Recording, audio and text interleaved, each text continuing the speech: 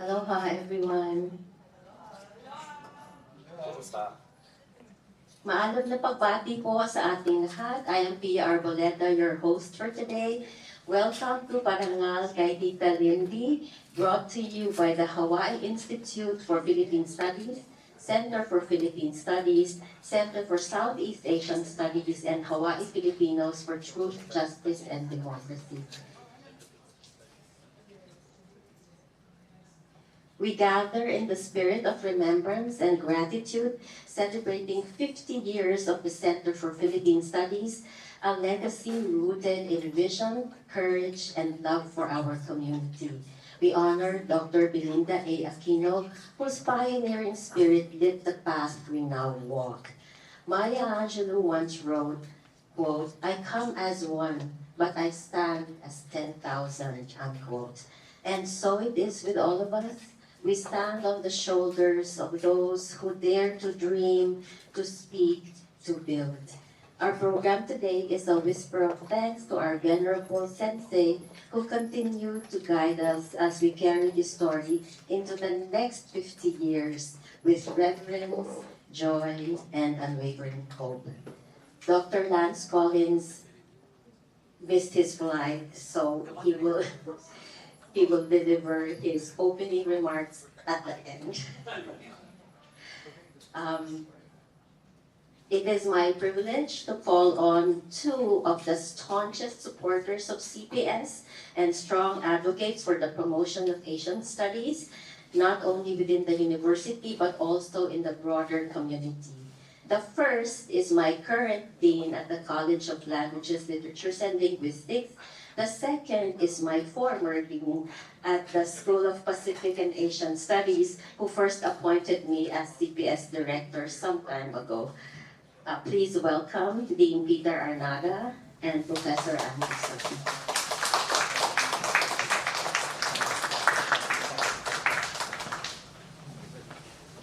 Thank you, Pia. Hello, my Kako. Good morning. Nice to see all of you here today. What a great group of people. So I am Dean of the College of Arts, Languages, and Letters, and the School of Pacific and Asian Studies is a school within this college since 2020, and the Center for Philippine Studies is one of our 8 wonderful area studies centers in the School of Pacific and Asian Studies. I'm here in that capacity, but I'm also just a long-standing person who is interested in the Philippines. I have zero background, right? I'm Haole Pia, I'm full Haole from Florida, but somehow the Philippines have always been in my life. My first teaching job was in San Diego for 20 years. I taught at Cal State. I had a very, very, very large Filipino community in San Diego, and then I moved here, and there's an even larger Filipino community. And I somehow have these family connections to the Philippines. I spent a month there as a teenager when I was 15. My brother was working in Los Banos at the Rice Institute. He was an agricultural economist. I have a Ilocano-speaking sister-in-law. I got into jeepneys and karaoke and balut and everything like that. And I don't know why. But that's it. Also, weirdly, my last name, I'm from Jewish heritage in Europe. There are more Arnadas in the Philippines than anywhere else in the world. Look it up on Facebook. I've written them and I said, why do we have the same last name? And I think it's actually one of my ancestors got around in the Philippines a little bit. So I can't explain it. Okay, so in all seriousness, I want to brag a little bit about the Center for Philippine Studies, and I want to honor our honoree today a little bit. Center for Philippine Studies is extraordinarily important and one of my favorite units in this university. Don't tell the other units that, right? Because it's a center, the director for the Center for Chinese Studies is here too, and I love you as well. The Center for Philippine Studies is special because it serves the community. The large community of people of Filipino heritage and Filipinos themselves in this state is 25% of the state. And this center understands it's more than just scholarship. As important that is, it's community support and being active in the community and being engaged in the community here in the Philippines and the diaspora everywhere. And that's one of the reasons I admire the work of the Center for Philippine Studies so much. And it's broader than that. We have, of course, Indo-Pacific languages and literature, so the department, which teaches Tagalog and Ilocano and offers courses in literature and culture. And that's unique to UH and a very, very highly valued thing as well. This is the 50th anniversary of the center we're celebrating. And we're honoring today the founding director. And there's a lot of programming that is going on, that will go on. And I encourage you to participate in that program. These programs, there's currently a art exhibit at the East-West Center, and there will be a series of, there will be a dance concert, Filipino-inspired dance concert in November. We have our 2 center directors, I believe, from the Center for Philippine Studies, and I want to acknowledge them. One of them is very involved in the dance production coming up. Patricia Halagao, are you here? There you are, I have my glasses on, and Lorenzo Farmita. All right, there he is. Okay. Lorenzo can explain everything that's going on at the dancing. Let me just first thank the organizers of this event as well. Pia, of course, Dynamic Pia Arboleta. Lance Collins, who I think is on a plane, but won't be on a plane. You made it. Okay, wonderful, thank you. Let me, who am I missing? I can't see. Diane Deuna, and of course, Victor Limon. Okay, thank you all for organizing this. About the honoree today, Belinda Aquino. We have never had a chance to work together. We don't really know each other, but you're legendary, and I know that. Your name is a name I hear all the time. I've read about you. Your incredible accomplishments, your career. You are a true, as Hawaiians would say, alakai. You're a true leader, a person of deep, deep accomplishment, and a person of deep inspiration, both for people of your cohort and for younger people who admire and build on the legacy of the work that you have accomplished as a leader of this community, as a leader in Philippine studies, culture, politics, as a young activist in the Philippines, and as now a kapuna who is mentoring so many people in the community. I honor your work, I honor your career. We're both one of 8 children. That's one thing we have in common. We both come from large families. I don't know how you survived Cornell back in the day. I don't know if there were any other Filipinos there, any other foods you could eat other than because I've lived in upstate New York, because somehow you got your PhD there, you've come back here, and you've had this amazing career. So I want to welcome you all again, and thank you for being here in this very, very special occasion. Thank you. Thank you very much. His favorite song was Kawawang Cowboy. No, Peter's favorite song, Kawawang Cowboy. Can you hear me? Yeah. Peter's performance was a hard act to follow, and I'm not going to do it the same way he did. I'm a professor now, so I've carefully prepared a written script to keep me from giving a 20-minute paper or a 50-minute lecture. But there's lots to say. And I'm going to start out with the ultimate source, Wikipedia. What does it say about Belinda Aquino? Some of you may have read this. She is described as a Filipino academic, author, and civil and women's rights activist, best known for her having founded the Center for Philippine Studies at the University of Hawaii at Manoa, spelled with proper Tita and and for being one of the United States' most prominent experts in the field of Philippine politics, power, and culture. That's pretty, I think it's got it right for a first sentence. But let me take it a little further. And pardon me for reading. In the mid-1980s, long before there was Wikipedia, I was introduced to Lindy at a national meeting of the Association for Asian Studies. And as an ethnomusicologist whose focus was on music of Indonesia at that time, I was not familiar with the writings, but I had heard much about this remarkable scholar, activist, program builder from colleagues at Wisconsin, where I was teaching, at Michigan, at Cornell, and of course here at UH Manoa.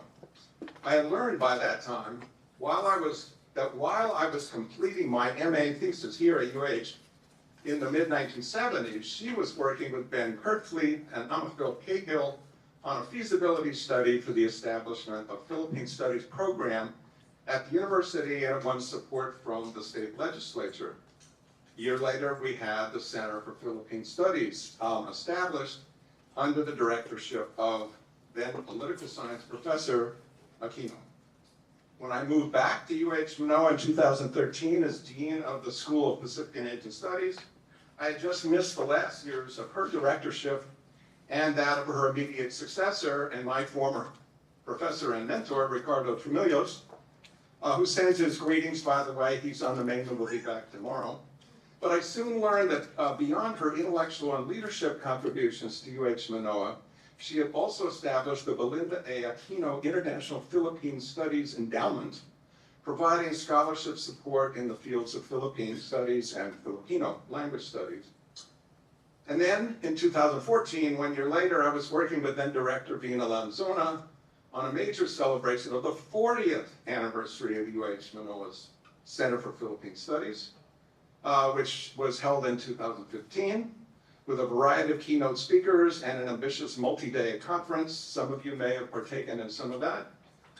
Fast forward to 2025, and we are now at the first month of a truly ambitious, broadly conceived, year-long celebration of the 50th anniversary of the center, which I'm pleased to note will have a significant performing arts component, including a concert organized by several of our current graduate students in the music department who are lurking in the back right now. So, thinking over the last 50 years, it is abundantly clear to me, and I think to all of us here today, that we owe so much to this remarkable and exemplary scholar, activist, academic leader, and benefactor. Salamat po, Lindy. It is an honor to know you and to be asked to speak today.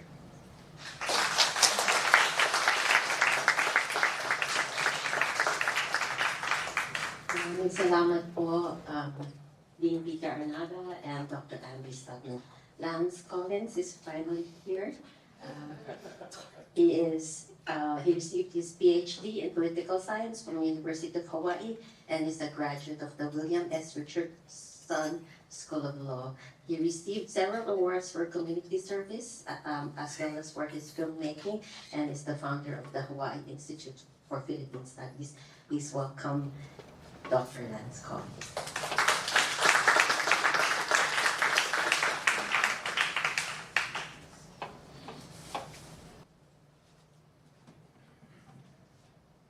Aloha.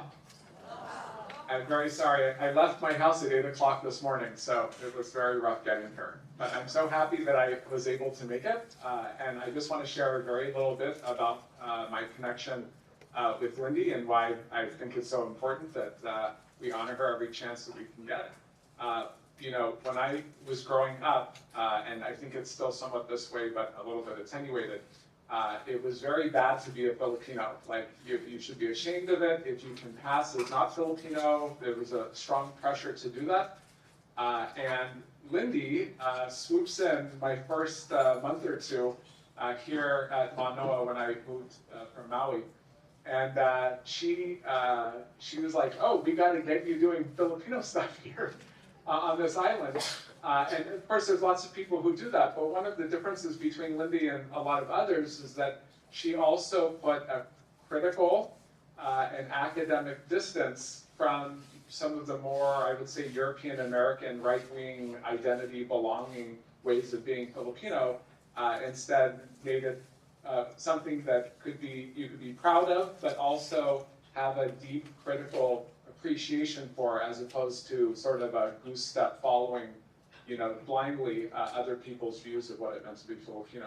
So I say all of that because she did that for me. She is a linker, and she linked a lot of students who otherwise might have done something else to reconnect with their, you know, Filipino community in a different way. She also links scholars all over Philippine Studies. I think, you know, I just recently got off the Philippine Studies Association board, but everybody in the world knows who Lindy Aquino is if they're involved in Philippine Studies. And that's just one of the wonderful things that Lindy has been able to do. And, you know, she very effectively used the Center for Philippine Studies as a way to connect the academy with the community, with the rest of the world. And that's something that I don't know that anybody else quite would have been able to do, but she did it with the support of all of the others who helped found the center. I also want to say that I'm very proud, I don't know if she was mentioned earlier, she got her master's degree in political science here at UH, and so did I. I didn't go to Cornell, I stayed here. Yeah, I'm very proud that we're both alumni of the same program, and I'm very proud that I'm Lindy's student. So thank you very much, everybody, for coming, and I look forward to the rest of the speeches and the performances today.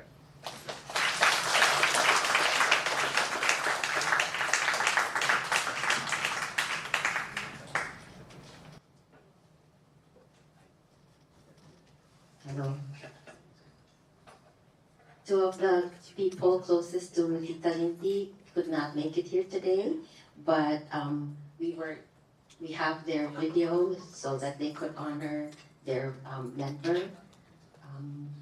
Please welcome messages from Ms. Elena Teresa, Philippine Studies Librarian of the Hamilton Library, and former CPS Director, Associate Professor Pina Arizona.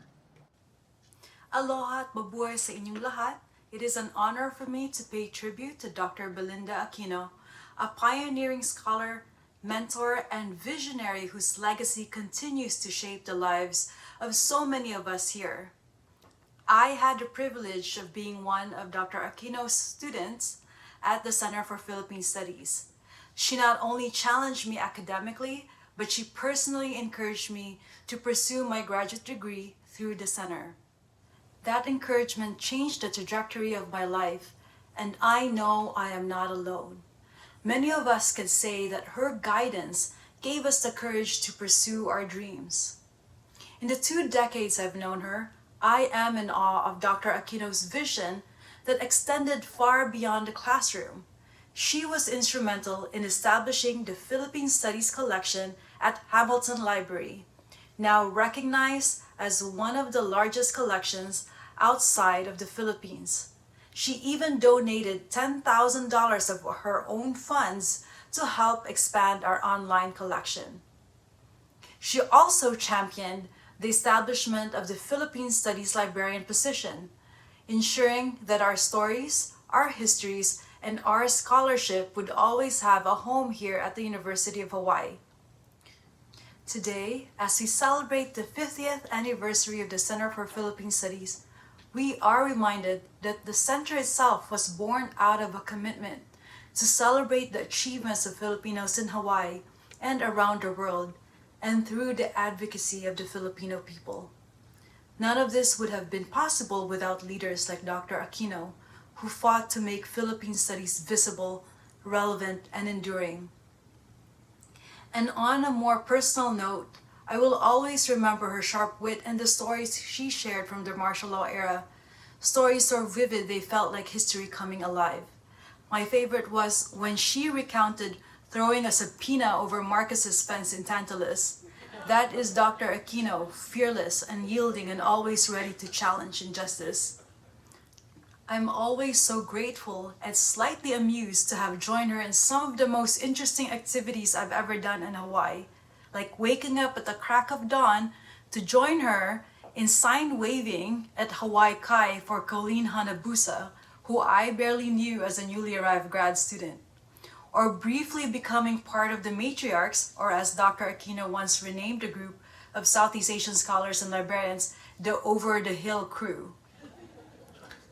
I am also honored to have been part of Dr. Aquino's special moments, like her birthday. Happy birthday, Lindy. Happy birthday to you.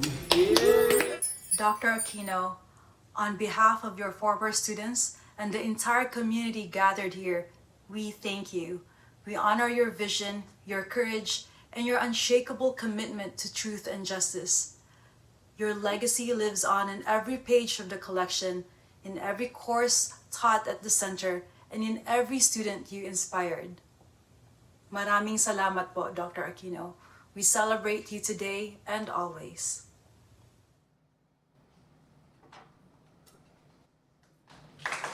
Aloha everyone at magandang araw. It is my pleasure to send you this message in honor of Lindy Aquino, which most of us call as Tita Lindy, someone who I've always considered as the mother or grandmother of Philippine Studies here in the US. We all know how Tita Lindy and many of our pioneers spearheaded the creation of the Center for Philippine Studies, which we are now celebrating its 50 years.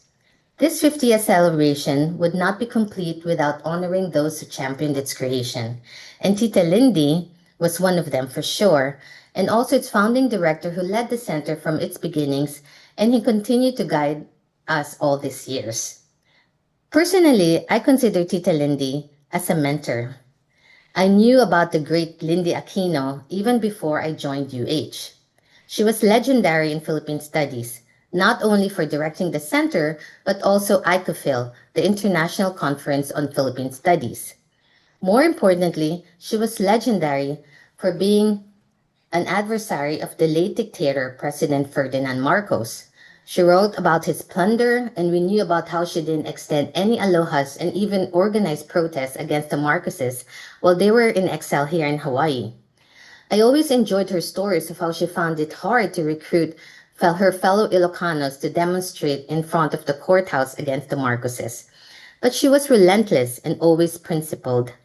So it was not a surprise to me that despite their political differences, the Filipino community in Hawaii unceasingly respected and admired Lindy Aquino. I met her personally when she was part of the search committee who interviewed me for this job here at UH.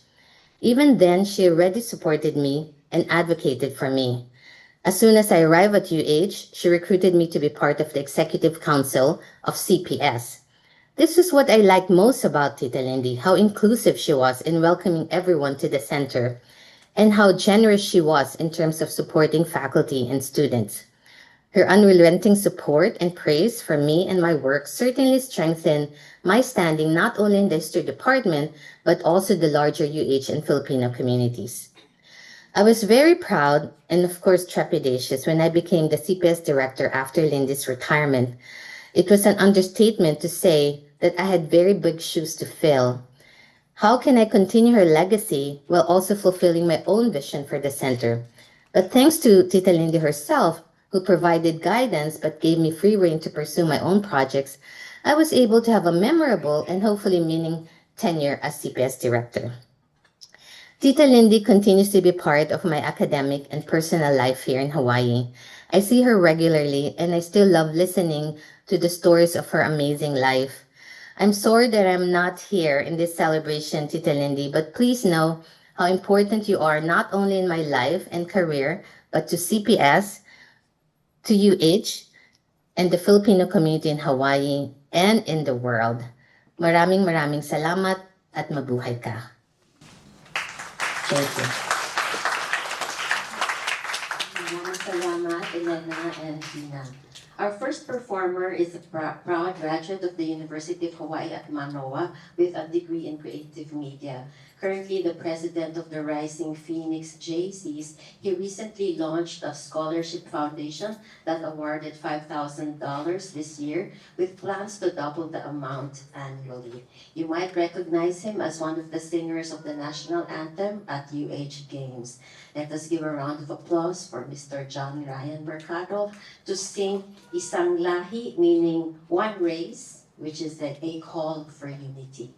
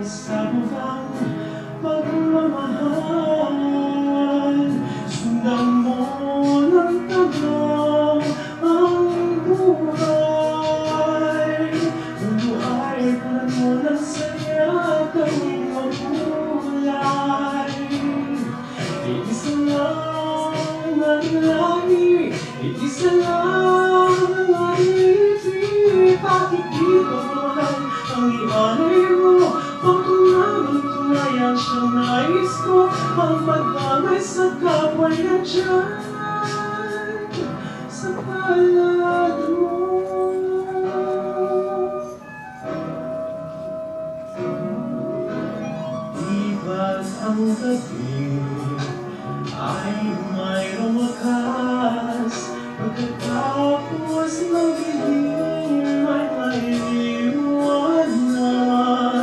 Araw ay agad nasisikat, ilawan ng ating landas magkaisa. Bawat nating pangarap, sundan mo ng taglaw ang buhay. Mundo ay punan mo ng saya, gawing makulay. Iisa lang ang ating lahi, iisa lang ang ating ibig. Bakit di pagmamahal ang ialay mo? Pangunawan tunay siyang nais ko, ang pagdamay sa kapwa'y nandyan sa palad mo.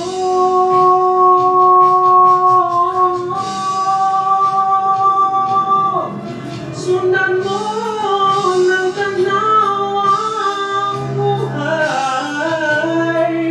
Mundo ay punan mo ng saya, gawing makulay. Iisa lang ang ating lahi, iisa lang ang ating ibig. Bakit di pagmamahal ang ialay mo? Pangunawang tunay ang siyang nais ko, ang pagdamay sa kapwa'y nandyan sa palad mo.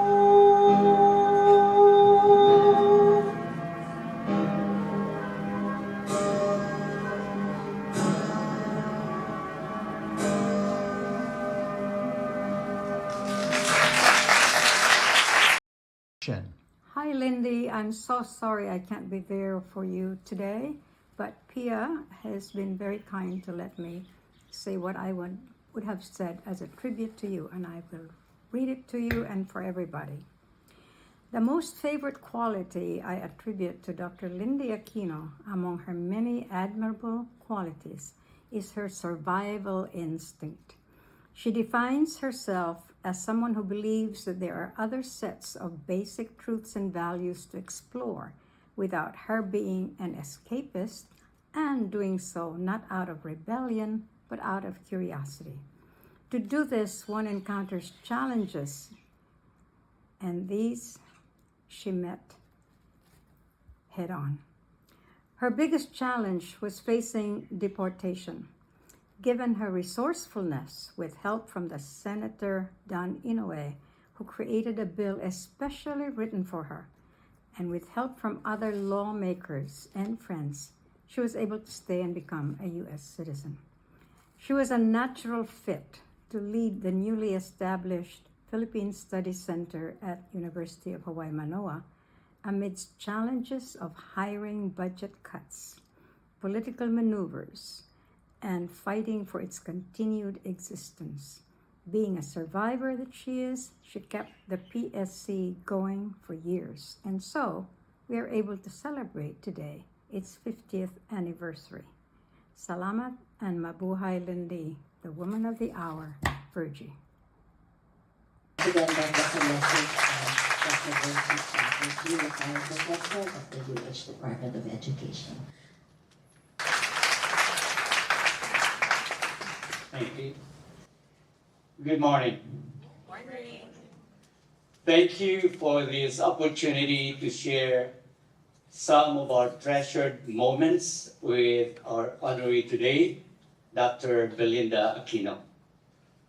I was asked to speak on behalf of Hawaii Filipinos for Truth, Justice, and Democracy, but please allow me to briefly go a little bit beyond that, or beyond this organization.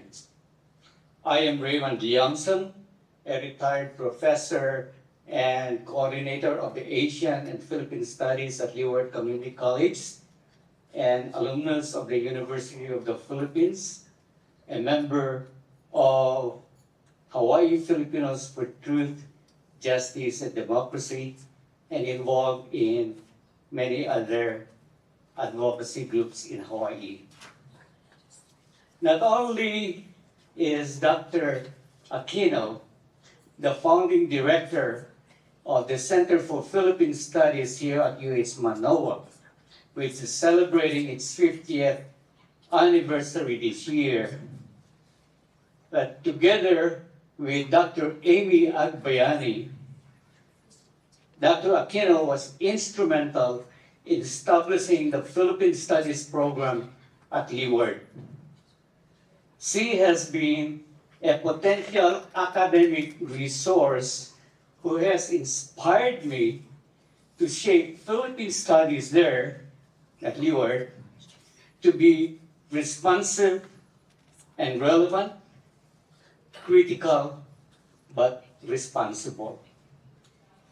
In our UP association in Hawaii, Dr. Aquino never fails to remind us of the cardinal virtues of UP, which are honor, excellence, and service. These are her uncompromising values. We either toe the line or get into a spontaneous slicing lecture from her. Dr. Aquino is the first recipient of the Dr. Jose P. Rizal Award for Peace and Social Justice, given by the Knights of Rizal in Hawaii. The award was initially known as Dr. Jose P. Rizal Award for Peace.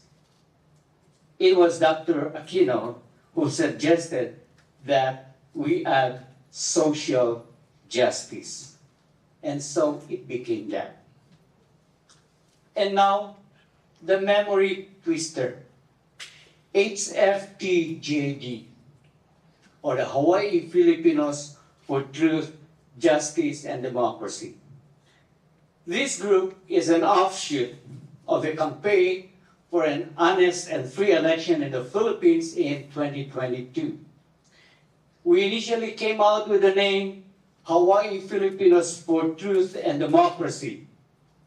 And I remember, yes, many of us will remember, Dr. Aquino arguing that truth and democracy are not complete without justice. And so, truth, justice, and democracy became the battle cry of HFTJD. There is a clear pattern here, and that is her unrelenting and conspicuous abhorrence against injustice, corruption, and dictatorship. This was evident in her book, Plunder or Politics of Plunder, The Philippines Under Marcos, where she unapologetically opposed or exposed the corruption, injustices, and under this unscrupulous authoritarian regime, and demanded justice for those whose rights and lives were violated and nipped. I have no doubt she is furious of the flood of corruption that is drowning the people in the homeland today.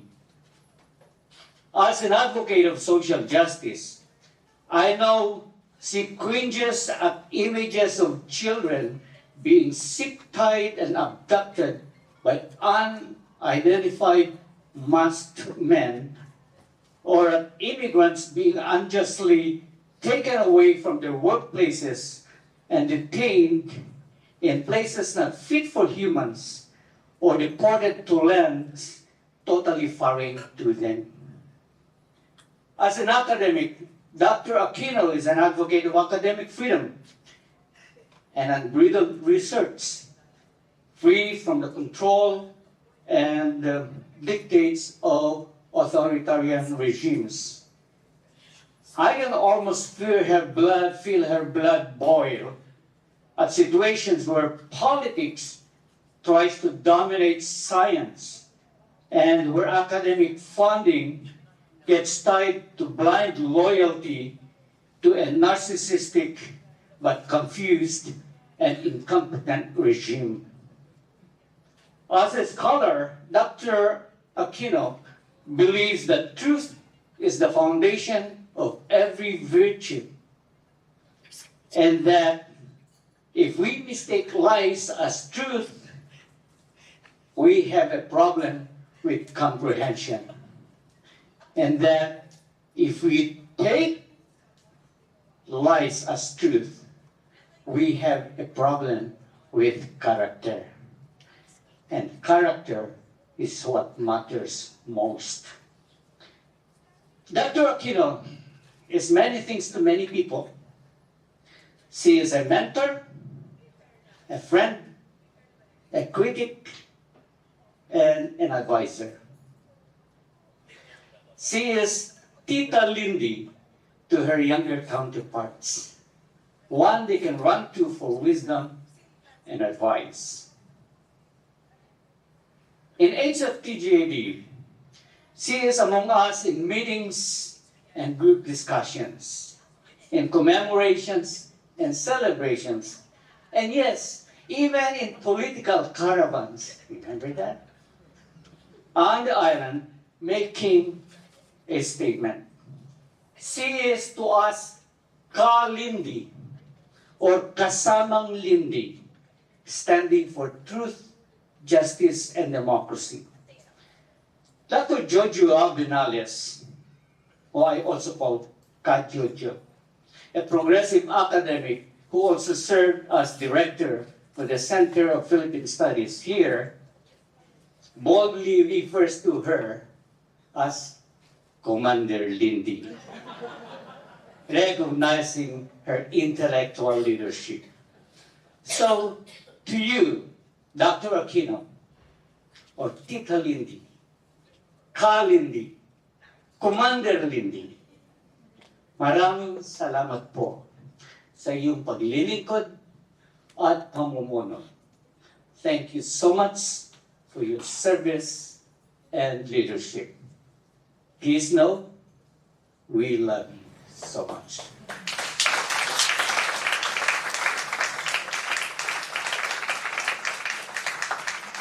Salamat po, Parangal. That is a very good introduction because the next video is from former CPS Director and retired Professor of Asian Studies, Patricio Jojo Abinales. He gives you a warning because he says in the video, in his own words, he looks like a gangster. Good evening, everyone.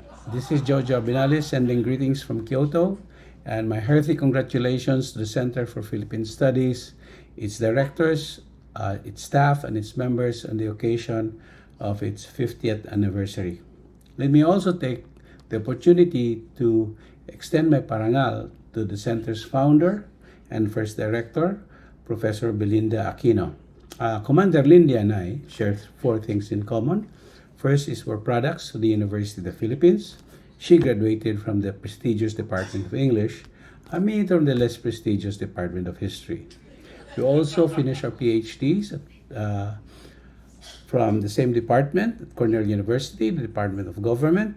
Commander Lindy preceded me by a couple of decades, but when I went there in 1988, the senior professors were still talking about this feisty smart Filipina who I should emulate but could never match. The third thing that we have in common is we were both directors of the Center for Philippine Studies, but I wasn't really a good one. She was the best.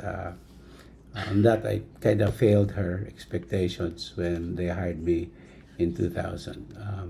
Several reasons, but one reason really, which I can say now, is that unlike Commander Lindy and like a lot of other people, I am really bad at doing politics.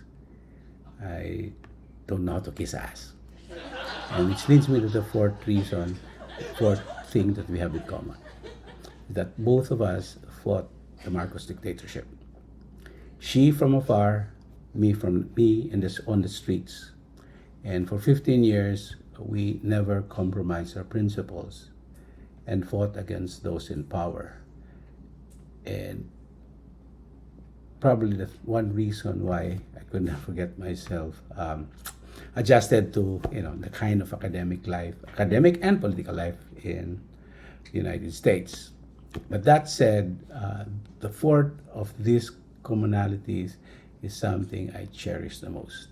I know Commander Belinda Aquino not as the professor from Hawaii, or not as a leader of the Filipino Hawaiian community, but as Commander Lindy Aquino, who fought Marcos, who was a comrade in the streets, as it were, and who I continue to adore and admire for having the guts to expose how much the dictator had stolen from us.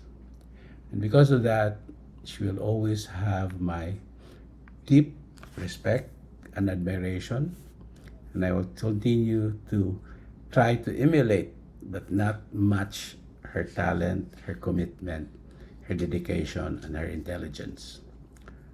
Maraming salamat. Congratulations, Commander Lindy. I hope one of these days I can still take you out to ZP's where we can eat some good fatty food and then shift to Max and drink our favorite San Miguel beer. Again, congratulations to the members, the staff, the directors, the Center for Philippine Studies on the occasion of its 50th anniversary. Maraming salamat, and I hope to see you in the Philippines one of these days.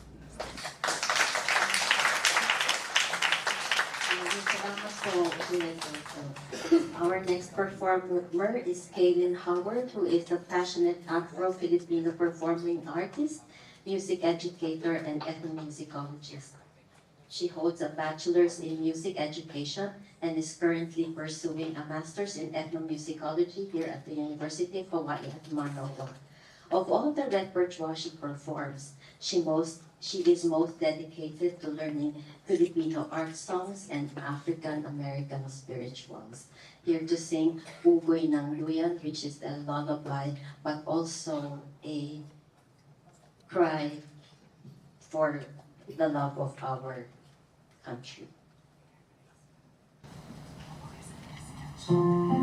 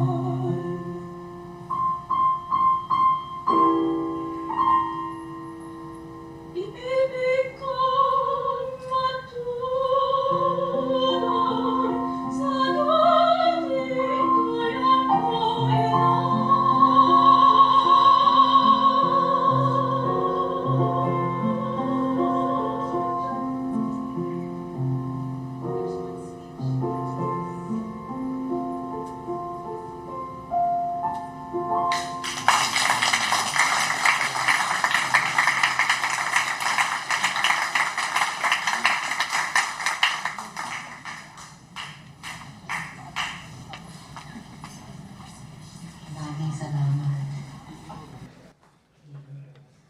Our the next person that we will call on needs no introduction, but let me say this: we are identified by our friends. So as the one of Tita Lindy's closest friends and as co-founder and a pillar of our community, she would be the best person to give you a message this morning. Please welcome Dr. Amy Aquino.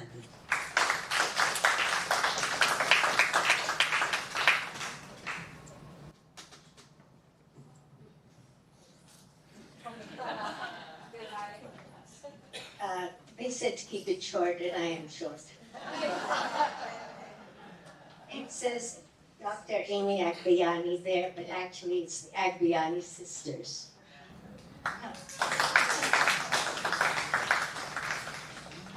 First, I want you to raise your hand if you've known Lindy for 50 years, those of us who worked, okay? How about 60?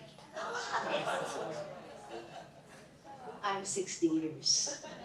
I've known Lindy for 60 years. I first met Lindy at the East-West Center, and so she was a year ahead of me in political science at the East-West Center, and so when she said jump, I said how high. And anyhow, Lindy, sister and I have known Lindy, I think I was 60 years, her 59 years. It is also the 22nd anniversary of my 60th year in Hawaii. You have to do the math. My comments today is from a couple of lenses. It's really our, Lindy and my shared relationships with various institutions and of course our political values. Please raise your hand if you went to UP. Yeah, we all think we're great. But really, UP was so instrumental in forming Lindy's academics, scholarship, and of course her political position on most things. And that's true for myself. Those of you who were at the East-West Center, it's another lens. Lindy was at the East-West Center, came in 63.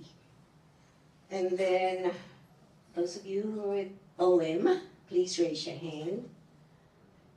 Because Lindy was one of our coordinators at Operation Manong when she worked on the Philippine Studies program. And then, of course, those of you who were at UH Political Science, we've got a number of those. That's a very, very important part of Lindy's experience and values. So some of I was going to give one little private information about each of these lenses. As I said, at the East-West Center, she was a year ahead of me, and I did everything she told me to. She said, go to Cornell for your field trip. I said, I did that. I met Sheila and Mike Foreman there too, and then for our political experience with anti-Marcos. It was a very big deal for us at that time. And also, Lindy came to Hawaii after getting a master's at Cornell. She went back to as a faculty member and then came here. And she was doing her dissertation at Cornell when she was in a house fire. And anyhow, she came back to Hawaii, to UH, and it stayed at Lily's house too. And her visa was a bit problematic. She was going to get in jail for sure in the Philippines if she showed up, and so she had to stay here. And actually, Lindy, we had to fill out the forms for immigration. By the way, I'm with the legal clinic for immigrants right now, which is really having we're underwater with our new administration. But at that time, Lindy needed to have was going to be deported because of her and get into trouble in the Philippines. And so she and I went to the immigration court, and we were sort of fumbling along, and the judge said to me that he's going to turn off the the microphone, and when we come back, she has to come back with a real lawyer. So we did. I think the real lawyer was Lee Temoria. Anyhow, Lindy and I have done a lot of stuff, particularly the Center for Philippine Studies. Senator Donna Mercado Kim is here, but the Philippine Studies resolution was introduced in 1974 by then the same area that Senator Kim is from, which is the Kalihi area, and that was anyhow, it's another senator. And that was why we got the center. It was not a UH idea at all, to put it mildly. It was because of the Filipino community's very important segment of our community that they said let's have something academic for our students here. So I could go on and on with little stories about our anti-Marcos antique. One of the things we had was a newsletter, Pahaya, and I was at some meeting and someone said, "Oh, is the editor here?" I said, "Oh, he's not here." Lynn said, "She's not here because we had a different name for that editor." So we said, "No, not here," but we were there. I'll stop now and give it to my older sister, Lily.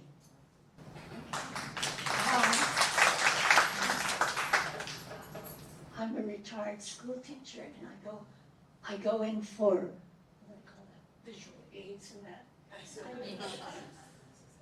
For you folks to look at. It's a fan. Can you see it? But it's from another source. But just to make it tied in with the way Lindy is, I said Center for Philippine Studies, Lindy Aquino, founding directors.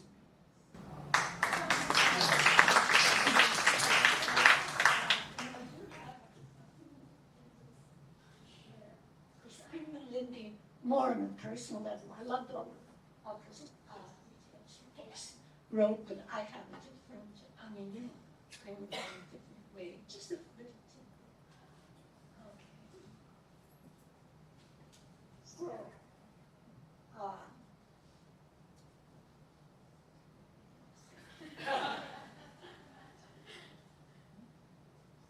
okay. Her attitude towards others, I agree with a lot of what you said, but I never heard her refer to as commandant. I've heard people say feisty, stern, and no one mentioned it, but others, just because she's a little kind of like, say, tied with her money.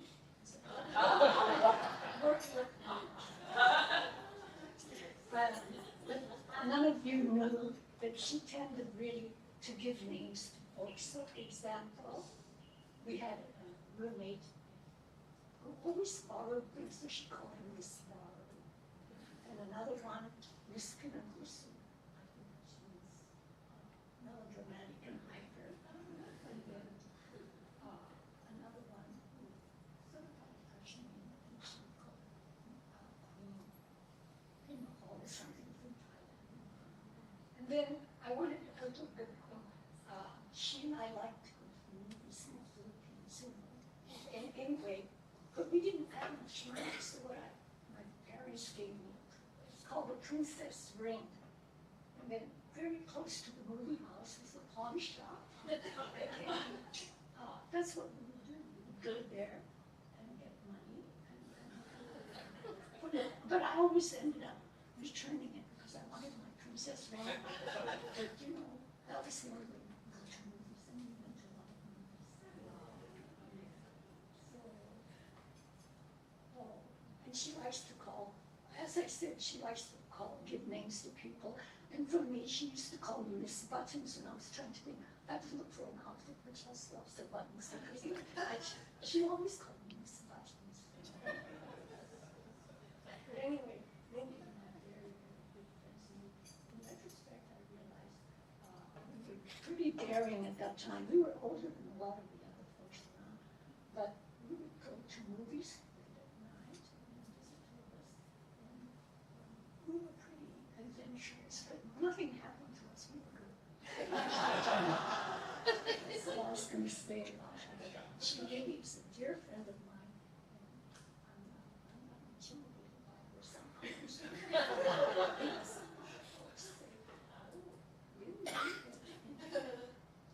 She's fine with me, and I'm fine with her. I look like a woman, but I'm not. I can, Anyway, toast to you, Lindy, your item for the next 50 years.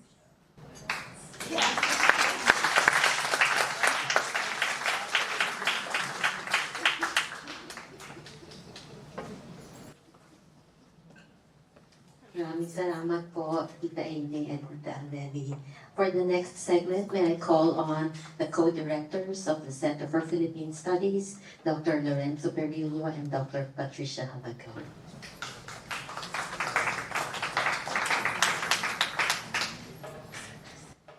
All right. Hello, everybody. I have the honor and privilege of introducing the next performance, which is a preview or snippet from the Dance Main Stage production in November. Tickets are on sale now, so just FYI. The Dance Main Stage in November is actually the first Dance Main Stage to center the Filipino community.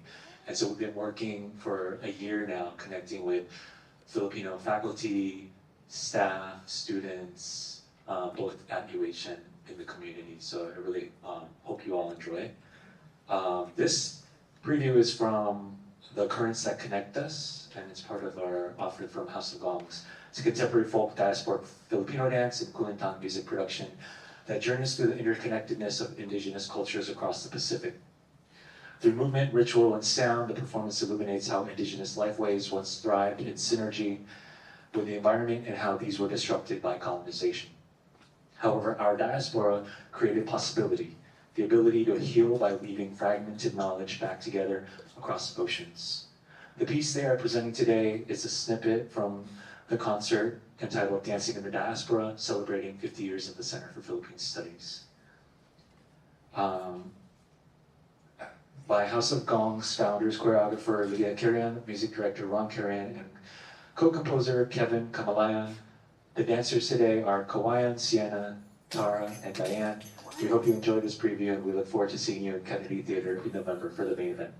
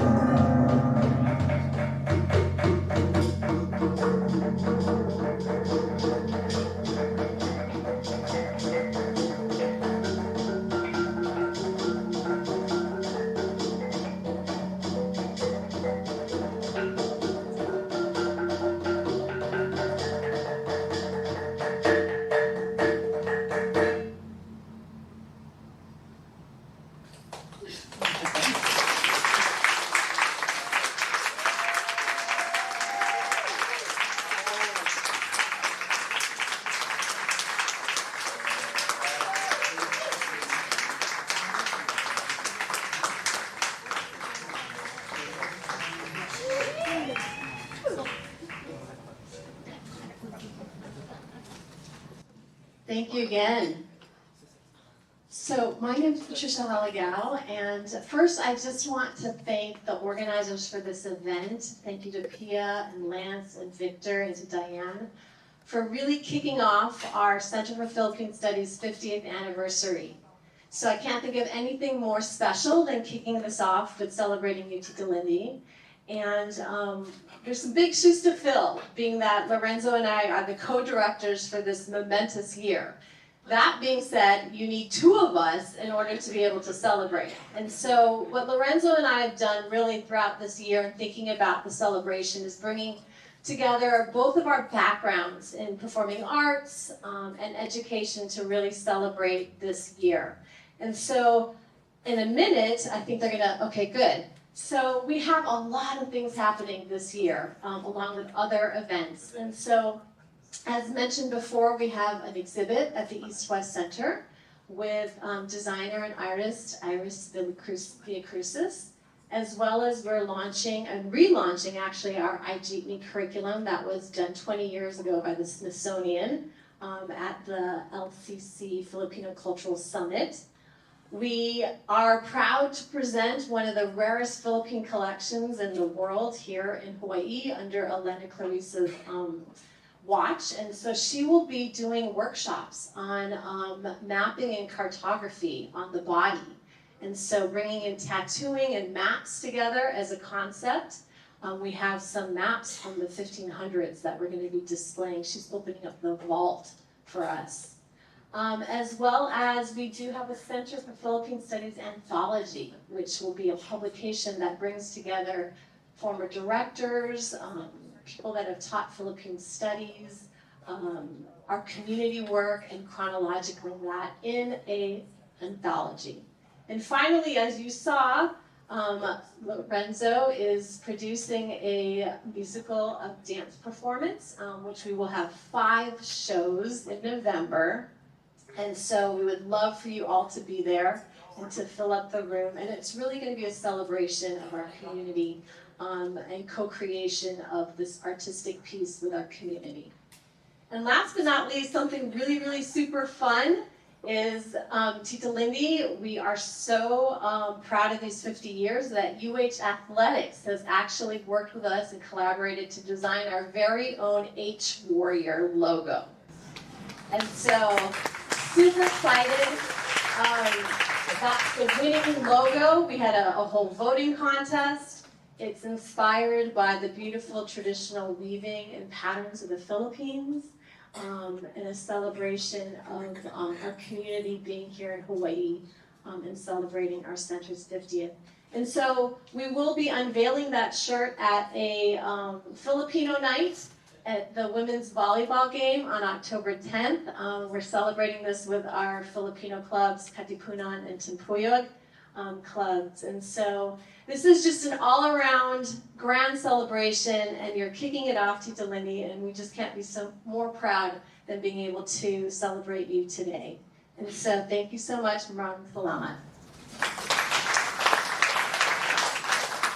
Salamat, Patricia and Lorenzo. I'm good. Okay.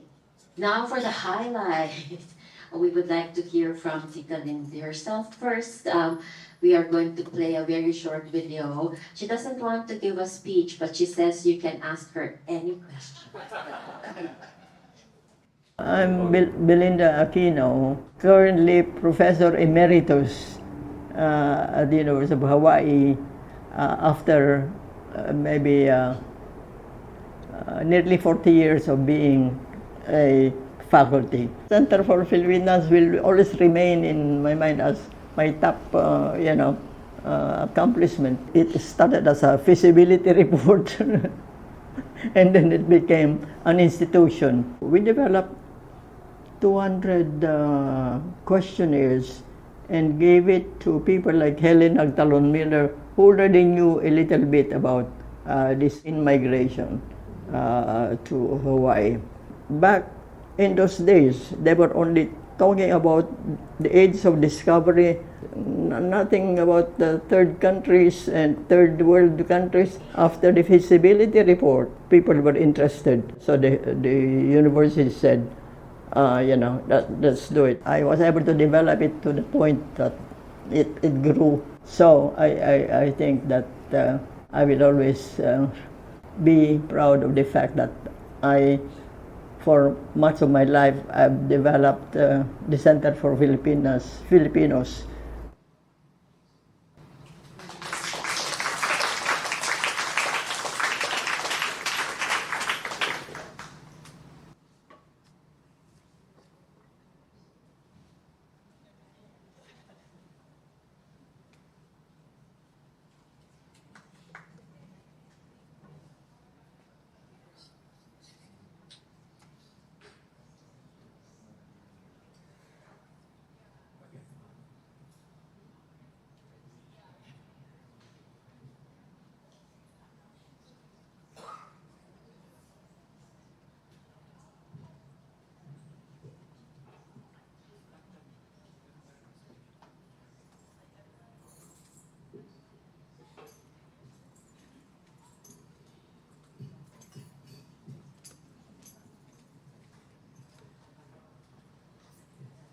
Yes.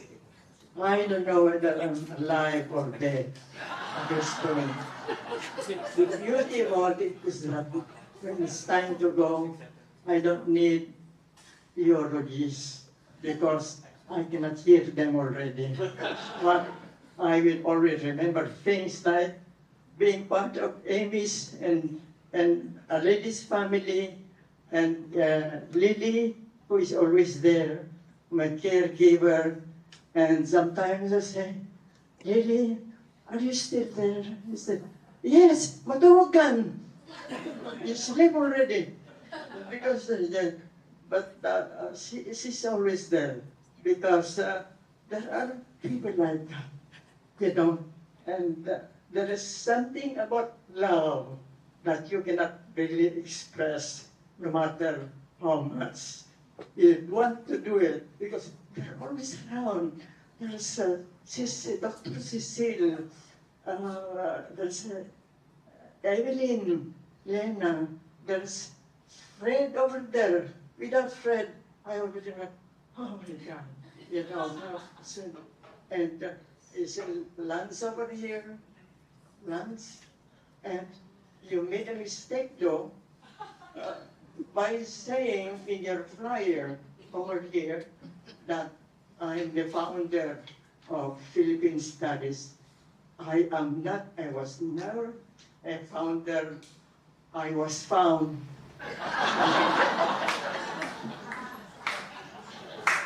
So, Fred, what does this mean? I was found. That's a good thing about it because I found you as well. You are here. We know what we are talking about when my time goes. And I was really, prepared to do some the book, I found this book shortly before we came here, and I've never really read it before, but it says, The Philippines Reader, A History of Colonialism, Neo-colonialism, Dictatorship, and Resistance. My God, I've never read this thing before, and I look at another book, and that's the Politics of Plunder, and so I said, how I want all these books, but I'm going to this affair today, and they will just tell me about what to do, and so I prepared something that said about how Philippine Studies began, but you've already said it all, and I hope we will continue to do it and continue like Lance not only got a degree in political science, but in law school. So it's seldom that you have students like that. They love what you are teaching them. And so, my gosh, I will give another book to someone who will talk about I told you already, a history of colonialism, neo-colonialism, and dictatorship and resistance. And after I finished from University of the Philippines and I was going to go to college, I wanted to do it in Berkeley. You know, those of you were not born yet at that time. But you know, it was, you know, I was really looking at what happened in Vietnam and all that. And I found this book, A History of Colonialism, Dictatorship, and Resistance. And I was really prepared to have a discussion. Evelyn, I said, be the moderator, you know, ask anything. But I cannot answer all the questions that you may be asking me. But it is good that you're always around. And the other thing that I wanted to correct, and Lance, I think, made a mistake by calling me the founder.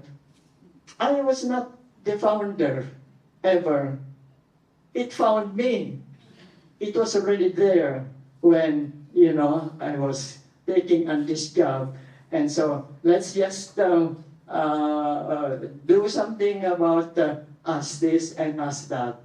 And I see every one of you, I have met you in many, many occasions in my life, and I will remember that. And I will always call you, even in the middle of the night, saying, I need this, and really, Lily, I would die without Lily there, because one time I said, Lily, let's go to the hospital. What's happened to you? Matulog ka.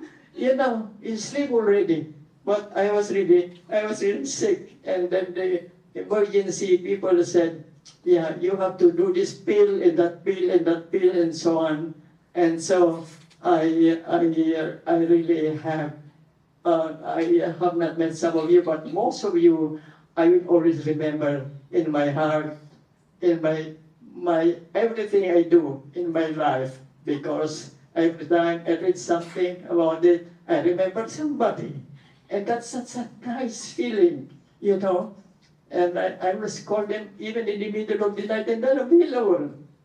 You know, we will go this, we will pick up, never we will pick up, but, you know, I can, you know, all the names I have in my mind. So today I thought we would really discuss something that is happening, you know, in the world, because this is what life is all about. And I want to call here Evelyn Lena, whom I twisted her arm to become the moderator of this forum, because I thought they were going to discuss dictatorship and all the things that you don't want to hear about. And I said, Evelyn, say whatever you want, even just kill me for, you know, doing these kinds of things. But because I've been like that all my life, and Fred, I said, Fred, you have to be here because you have to add what you know, the others have to say about me, because I feel like I've been dead for like 300 years. So maybe you want to come and talk about this. And so Evelyn also just, you know, just say anything, whatever, even against me. Because I'm really such a bored and such a mother, you know. But that's the way I am. You don't know how much I pleaded with her. Please don't go into a question and answer regarding our history, because this is a moment of celebration. But she insisted, she said, you know, whatever it is that they want to ask me or to tell me, this would be the opportunity. And just in case you wanted to review Philippine history, which I'm not an expert, they are, and that's part of the reason why I'm here. So we'll entertain anything from the audience, whatever you want to convey at this time. rather than making it a classroom situation, reviewing history, please. You don't have to say something nice. I have a big case, and so you can say whatever you want, and you know, always try to discuss what you want to discuss. So I was prepared for something a bit academic because I found this book, as I said, about colonialism and dictatorship and all that, and I thought I should be prepared, you know, but this is something different because as I look around you, you know, I've been, you know, really very grateful that I've met you, Dr. Senator Dana Mercado Kim. Hi. And she was laughing when we were here the other week when I said, I don't know what to say and all that. And she said, just say anything. But she was kind enough to make Philippine Studies part of the whole UH, you know, because Dr. What's his name? McClung was the one who was the. But I'd like her to say something as well because she said, you know, it's good to have the people meet you because you are the people's representative, and you have been there for a long time, and we'll be glad if you can also ask her some questions because I think you know, David McClung was the one who introduced it, but with the you know, help of Senator Ricard. Okay. So good to see you, Lindy. Thank you so much. And just as you say you are not the founder, and you've told me that many times, I am also not the one that established the Filipino Center here at the university. And I am here as a member of the Hawaii State Senate on behalf of that. We are so happy to be part of the celebration, the 50th anniversary, the Center for Philippine Studies. We were having lunch not too long ago where Lindy told me about today, and I told her I will definitely, if I'm in town, I will be here, and I got in the night before last, so just in time. But the Center for Philippine Studies was in fact established, as Dr. Agbayani said, in 1975 by the Hawaii State Legislature. I didn't get elected until 1982, so I can't take credit for that.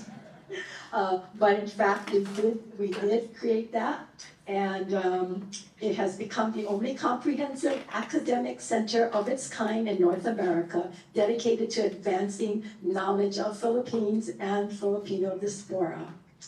And from its early years, the center was steered by a strong team, among whom was Dr. Belinda Aquino. And I said one of its founders because she kept telling me at lunch, I am not the founder, I was found. So I told my staff, you have to not say she was the founder. So we did say you are one of the founders, helping to shape its groundbreaking work in research, education, and community engagement that fosters cross-cultural understanding and promotes Filipino identity across generations and continents. I'm not going to read all of it, but I will paraphrase. For 5 decades, CPS has played a vital role in supporting its interdisciplinary studies and preserving cultural heritage. Its 50th anniversary is marked by a rich lineup of events that you heard about earlier. And CPS is recognized not only for its academic achievements, but also for its enduring commitment to social justice, cultural preservation, and the empowerment of Filipinos in Hawaii and across the globe. And I'm also very proud that I am part of this community, and I have been serving the community. I'm on my 43rd year as elected representative from the area of Kalihi, Moanaloa, and Alepa. Thank you. I am also very proud to have had the support of Dr. Abayani and Dr. Belinda. They have been there and certainly have supported me over the years. And therefore, the Senate of the 33rd Legislature of the State of Hawaii, we hereby celebrate for the Center of Philippine Studies and expresses our deep appreciation for 50 years of excellence, leadership, and impact. And I will present the certificate to the co-directors.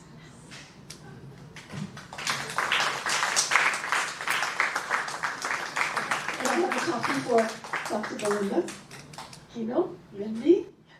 So maybe you can hold that. And again, I just was glad that I could be here personally for this occasion. And I have to say that throughout my years, and of course recently, I sometimes or many times get criticized by the faculty and the union leaders of the university, but Lindy will always send me a note, or she will call me and she will encourage me to continue to speak up and continue to stand and support the faculty and the students of the University of Hawaii, having attended university from I shouldn't say this because that will age me, but I was here in 1970 to 72, and then I transferred to Washington State University where I graduated. So my heart has been here. Because I haven't been here for a while, I did get lost coming here. I went to 2 other buildings before I finally got here, but I finally made it. But I do want to congratulate and thank all of you that have had a hand in the success of CPS, and of course, one of the founders who were found. So thank you very much. Mahalo.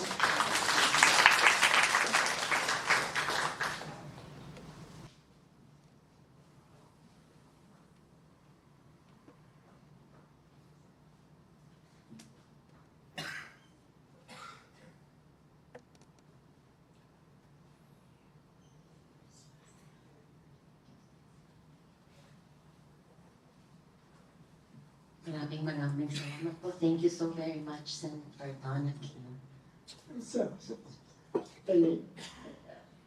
if there are any questions, I'm available to answer anything, But as I told you, love is something that you can never really express no matter how much you do. But I think Fred will also try to say something. You want to say something as well? So the thing about this is that about Lance made a mistake by saying time of the founder. And I said the center was already there when it found me. On the other hand, the best thing about it is that I found Fred, and it's been doing all the work for everything that we do, and without him, really, Philippine Studies wouldn't have been possible. But he knows everything about what we are talking about. So you want to say something? Okay. I am Fred Magdalena, Assistant Director of the Center for Philippine Studies. Lindy and I call her Lindy, although she's older than me by 8 years. In our talks before this event, she kept on telling them, I'm not the founder. They found me, and I found you. So this thing is stuck in my mind. And I thought, not just I'm an unofficial alalay, but I remember the first time that we met, that was way back in 1975. I was a student at UH at the time, and she was appointed the head of the what is now the Center for Philippine Studies. It was called Philippine Studies Program, which was established on the strength of a feasibility study with a committee of about 24 people working on it, and the final report was written by Dr. Aquino, Dr. Michael Holman, and Dr. Amy Agbayani. I know because I read the feasibility study report many, many times. how I came to be associated with the Philippine Studies Center, I'll tell you a story. And this has something to do with the statement of Dr. Aquino that she found me. I was looking for a job then, and the lady who was holding the job of junior specialist went back to the Philippines and could not come back because the immigration people banned her for not fulfilling the terms of the J1 visa. Anyway, the job became vacant, and Dr. Aquino advertised the position. And among those requirements, eligibility requirements that she put there,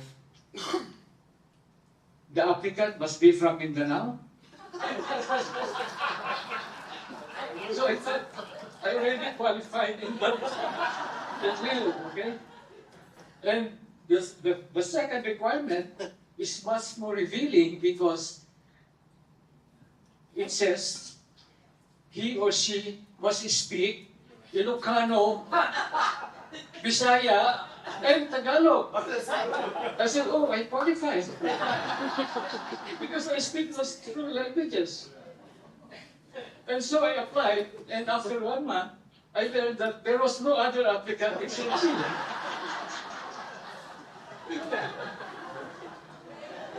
So that's how I got to the Center for Philippine Studies until now. Okay, I think that's all I would say. Thank you, sir. The food is ready, and our reservation might run out. So if you don't mind, Tita Lindy, may I do the closing? May I do the close? You can stay there, Paul, but I will just close our program and so that we can, yeah. Yeah. So I mean, you can stay, Paul. Yeah. So as our program draws to a close, I would like to thank our steering committee, Lance, Diane, and Victor, for their commitment and hard work. Refreshments today are provided by Lance Collins. Mahalo, Diane, for artistic and logistical support. Ray Tinhaco for technical support. Precious Arao for of the Philippine Program for Video Documentation. Thank you for Center for Southeast Asian Studies for fiscal support. Of course, thank you to our directors, all of the deans, all of our speakers, and thank you everybody for being here today. If you are so inclined, please consider donating to the Belinda A. Aquino Endowment that supports Philippine-related research, provides scholarships to undergraduate and graduate students, and promotes advocacy for the Filipino community. At syempre po, pinakamalaking pasasalamat po sa ating pangunahing panauhing pandang Dr. Belinda A. Aquino. We plant seeds for trees we may never be able to sit under, but we do so anyway, because we can already see in our mind's eye our children and grandchildren laughing, playing, and finding rest beneath their branches. These seeds are more than mere beginnings. They are symbols of freedom, worthy of our time, our labor, and our hope. And perhaps if we are lucky, like Dr. Belinda Aquino, some of us will live long enough to sit beneath those trees ourselves, to witness the legacy we helped create, taking root in the lives of others. I wish that same good fortune for each of you, to feel with certainty that every sacrifice matters, that our blood, sweat, and tears are never shed in vain, that what we build today will endure, not just for 50 years, but for 500. As we look toward the next 50 years of the Center for Philippine Studies, let us move forward with courage, with integrity, and with the kind of humor that helps us endure even the darkest of times. Today, we are fortunate to mark this moment with music performed by the UH Kulintang Ensemble under the direction of the immensely talented Mr. Paul Cosme, who is completing his PhD in composition. Let the music carry us forward, reminding us that the courage we need may already be found within ourselves. Maraming salamat po.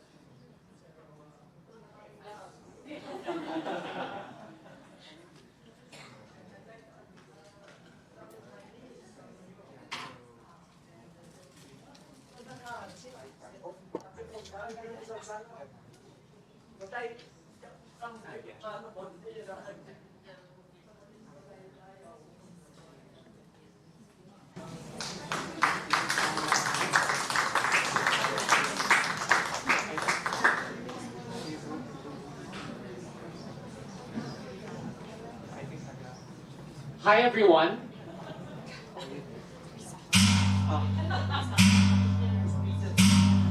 To the people of the Maguindanao, the number 3 signifies a very important number, hence the 3 strikes on the agong, which is a deep bass gong instrument.